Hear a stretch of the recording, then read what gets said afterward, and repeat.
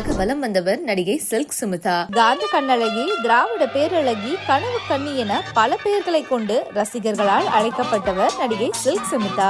வினு சக்கரவர்த்தியின் கண்ணில் பட சினிமாவில் மலமளவென படங்கள் பெற்று டாப் நாயகியாக வலம் வந்தார். ஒரு காலத்தில் இவரது கால்ஷீட் கிடைத்தால் போதும் வெற்றி பெற்றுவிடும் என்பதே அப்போது உள்ள தயாரிப்பாளர்களின் நம்பிக்கையாக இருந்தது.